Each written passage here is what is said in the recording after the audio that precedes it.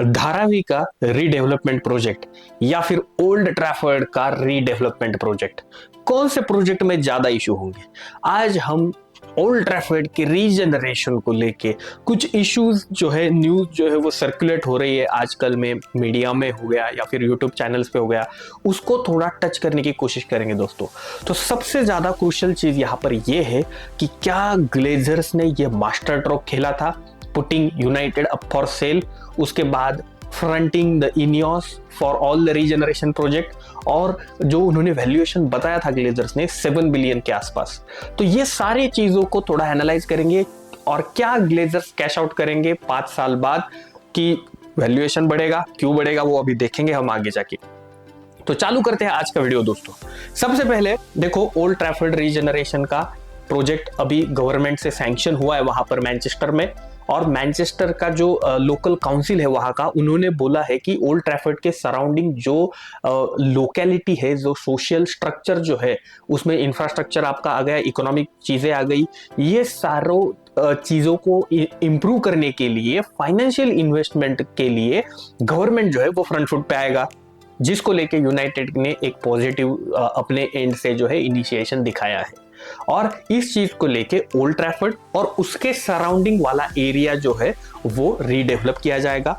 Redevelop करते हुए around old Trafford United के कुछ एम्प्टी प्लॉट्स है, तो automatically it would enhance the value of that empty plots.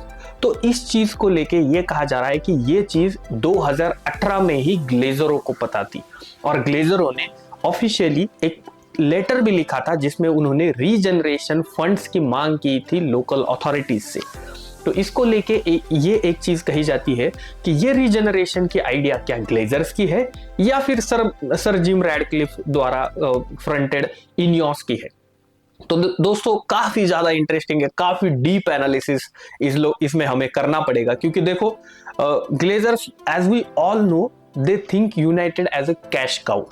वो यूनाइटेड को मिल्क कर रहे डे इन डे आउट, सालों से ये सिलसिला चलते आ रहा है, और हम लोग एज अ फैन एक हेल्पलेस जो काउ का अगर बच्चा रहेगा, watching cow being milked by some other guy, and we are hungry for that milk, और उस हेल्पलेस काउ के बछड़ा जो है उसकी तरह हालत जो है यूनाइटेड फैंस की अभी हो रखी है दोस्तों।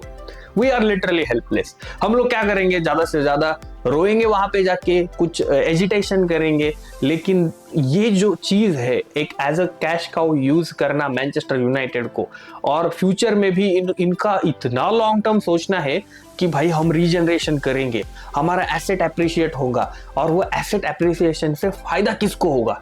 अभी ये अनक्लियर है कि एप्रिसिएशन जब होगा, वो एप्रिसिएशन होने के बाद जो मनी जनरेट होगा, वो मनी मैनचेस्टर यूनाइटेड क्लब के इन्वेस्टमेंट मॉड्यूल में जाएगा या फिर ग्लेजरों के पॉकेट में जाएगा, ये अभी तक क्लियर नहीं है।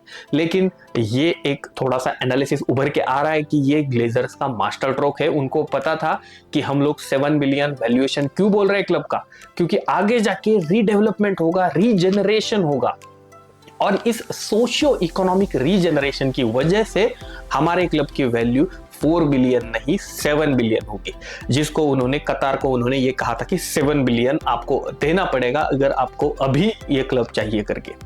और ये एनालिसिस देखो, as we all know Glazers ने जो है they have left Old Trafford to rot for years. काफी बद से बदतर हालत है अपने ओल्ड ट्रैफर्ड की।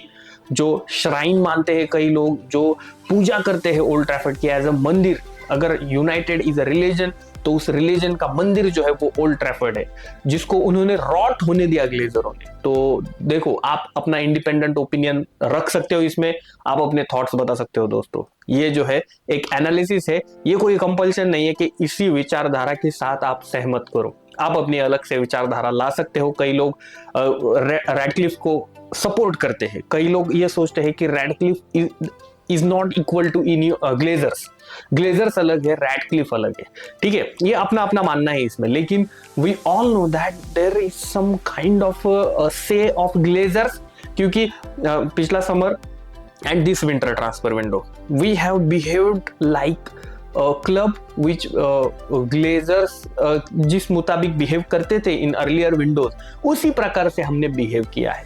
तो कहीं ना कहीं ग्लेजर का जो इम्पैक्ट है वो मुझे लगता है फुटप्रिंट्स जो है वो ऑलरेडी हम ढूंढ सकते हैं अब की विंटर ट्रांसफर विंडो में। और जो classical statements, we are not focusing on winter, we are focusing on summer transfer window. अभी भी देखो मैनचेस्टर इवनिंग न्यूज, एथलेटिक, कौन सा वो आउटलेट है उनका वहां पे, और उसके बाद बीबीसी, ये सारे लोगों ने ये कहा है कि समर में हम जाएंगे भाई अपने मेन टारगेट के लिए। क्वेंडा को मेंशन किया गया है, जोकोरेज को मेंशन किया गया है, और कई एक्साइटिंग प्लेयर्स उनको भी लिंक किया जाएगा अभी कुछ अगले दिनों में। ठीक है, तो ये जो है ना ये क्लासिकल ग्लेजर वाला मूव है।